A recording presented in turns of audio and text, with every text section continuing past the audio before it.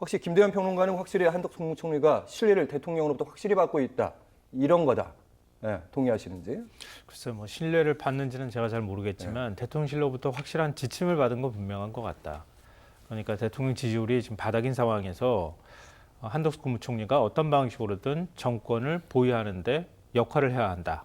그러니까 야당에 밀리지 말아야 된다. 이런 지침이 있었던 거 아닌가 이렇게 좀 의심할 수 있는 상황이 아닐까 싶은데요.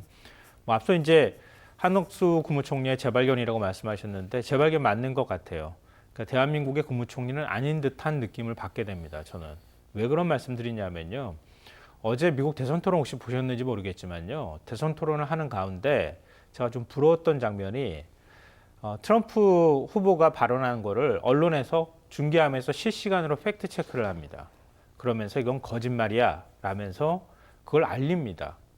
만약에 한덕수 국무총리가 한 발언을요, 언론이 팩트 체크를 했다고 하면 거짓말이야. 이렇게 아마 하지 않았을까 저는 생각해요. 왜냐하면 예를 들면 사도광산 문제에 대해서 장경태 의원이 질문했잖아요. 그 안내책자 만들었다고 하는데 그 안내책자 이런 내용이 있는데 아까 말씀하셨던 것처럼 반도인은 굉장히 불결하고 그리고 조선인을 노예처럼 부렸다고 하는 건 어디에 진실에 근거한 거냐 이런 등등 우리가 생각하면 모욕적으로 받아들일 만한 내용이 들어가 있는데 왜 항의하지 않았습니까? 이렇게 물어봤는데 한덕수 국무총리의 답이 이겁니다. 자료로서 만들어진 것인데 위조해서 다른 걸 전시하라는 거냐. 왜 항의하지 않았느냐고 물었잖아요. 이런 내용을 사도광산 책자에 버젓이 실었다고 하는 걸 우리 정부 입장에서는 항의를 했었어야 되는 거죠. 이걸 그러면 사실이라고 얘기하는 겁니까? 후쿠시마 원전도 마찬가지입니다. 어디 원전 그 오염수 방류하면 당장 대한민국 국민들이 죽는다고 했습니까? 장기적으로 그 원전에서 방사성 물질이 누출이 됐을 때 10년, 20년이 지나고 난 다음에 어차피 지난번에요.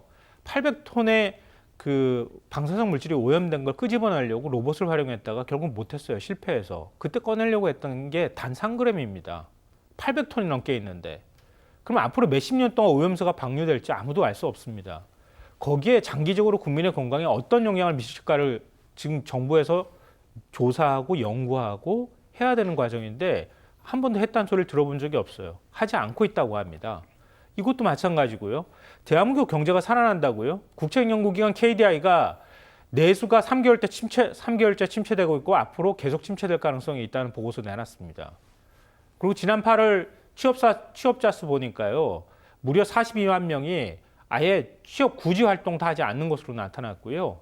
젊은층 같은 경우에 청년층하고 40대의 경우에는 오히려 취업자 수가 줄어들고 있는 게 상황입니다. 60대 이상 고령층이 주로 임시직이 많이 일자리가 늘어나서 전체 일자리가 늘어나는 것처럼 보이는 겁니다. 그리고 전체 일자리의 40% 넘게가 다 비정규직입니다. 근데 무슨 대한민국 경제가 살아납니까?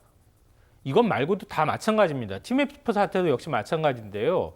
TMF 사태도 공정거래위원장이 나와서 사과까지 했습니다. 관리감독 책임 있는데 제대로 하지 못했습니다.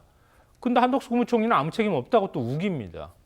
우기고 금리 지금 그 TMF 사태 정부가 관리 감독 책임이 있는데도 불구하고 안 해서 선의의 피해자가 생겼는데 그 선의의 피해자한테 5% 금리 받는 게 맞습니까? 그것도 다 잘했답니다. 그럼 도대체 윤석열 정부에서 잘못한 건 뭐가 있습니까? 다 거짓말입니다. 이렇게 해놓고 무슨 한덕수 국무총리가 태도가 바뀌고 대통령하고 소통합니까? 결국은 대통령 대신에 야당의 공세 막으라고 하는 그런 지침을 받고 움직였다고밖에 저는 보기가 어렵습니다.